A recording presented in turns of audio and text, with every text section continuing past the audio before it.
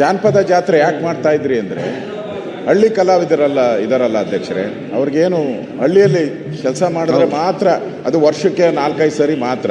ಅದಕ್ಕೇನು ಮಾಡ್ತು ಸರ್ಕಾರ ಯೋಜನೆ ತಂದು ಅವ್ರನ್ನೆಲ್ಲ ಜಾನಪದ ಜಾತ್ರೆಯಲ್ಲಿ ತೊಡಗಿಸ್ಕೊಂಡ್ರೆ ಅವ್ರಿಗೆಲ್ಲ ಸಂಭಾವನೆ ಸಿಗ್ತೈತೆ. ಅದಕ್ಕೋಸ್ಕರ ಇಡೀ ರಾಜ್ಯದಲ್ಲಿ ಎಲ್ಲ ಜಿಲ್ಲೆಯಲ್ಲೂ ಜಾನಪದ ಜಾತ್ರೆಯನ್ನು ಮಾಡಿ ಹಳ್ಳಿ ಕಲಾವಿದ, ನೀವು ಆರ್ಕೆಸ್ಟ್ರಾದವ್ರಿಗೆ ಕರೀತಾರೆ, ಬೇಡ ಅಂದ್ರೂ ಡಿಮ್ಯಾಂಡ್ ಅವ್ರಿಗೆ. ಕನ್ನಡ ರಾಜ್ಯೋತ್ಸವ, ಗಣೇಶನ ಹಬ್ಬ ಡಿಮ್ಯಾಂಡ್ ಮೇಲೆ ಡಿಮ್ಯಾಂಡ್.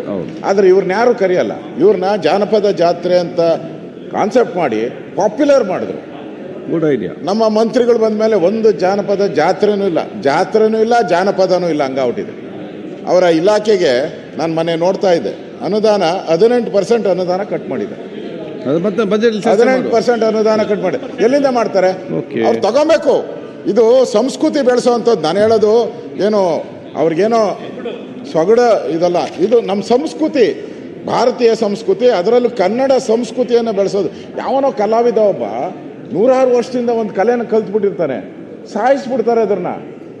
ಆ ಕಲೆನ ಉಳಿಸೋದೇ ಹಿಂದೆ ರಾಜರು ಮಹಾರಾಜರು ಉಳಿಸ್ತಾ ಇದ್ರು, ಈಗ ನೀವು ರಾಜರು ಮಹಾರಾಜರು, ನೀವು ಉಳಿಸ್ಬೇಕು. ನೀವು ಅದನ್ನು ಮುಳುಗಿಸ್ತಾ ಇದ್ದೀರಾ. ಮತ್ತೆ ಶುರು ಮಾಡಿ ಮಾತಾಡಿ ಹಣ ತಗೊಂಡು ಶುರು ಮಾಡಿ.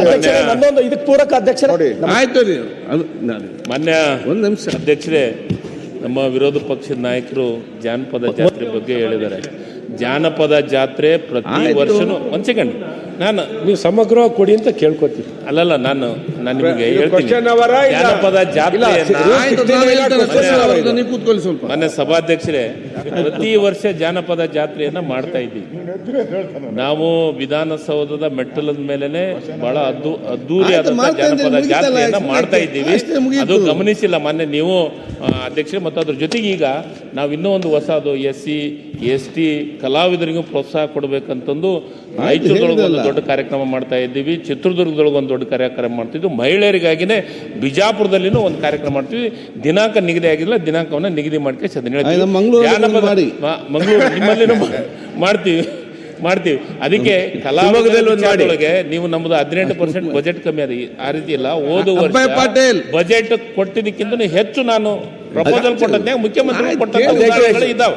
128 ಕೋಟಿ ನಿಮ್ಗೆ ಅಲಾಟ್ ಆಗಿ ನೀವು ಖರ್ಚು ಮಾಡಿರೋ 90. ಪ್ರತಿಪಕ್ಷ ನಾಯಕರ ಮತ್ತೆ ಚರ್ಚೆ ಮಾಡ್ತೀರಾ ನೀವು? ಮತ್ತೆ ಅಭಯ್ ಪಾಟೀಲ್ ಸರ್, ಏನಿಲ್ಲ, ಬಡ್ಜೆಟ್ ತುಂಬಾ ಕಟ್ ಡೌನ್ ಮಾಡಿದ್ದಾರೆ.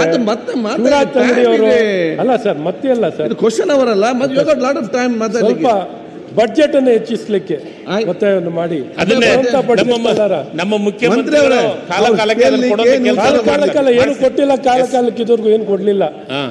ಪೆನ್ಷನ್ 5 ವರ್ಷ ತಗೊಂಡಿದ್ದೀರಾ, 5 ವರ್ಷ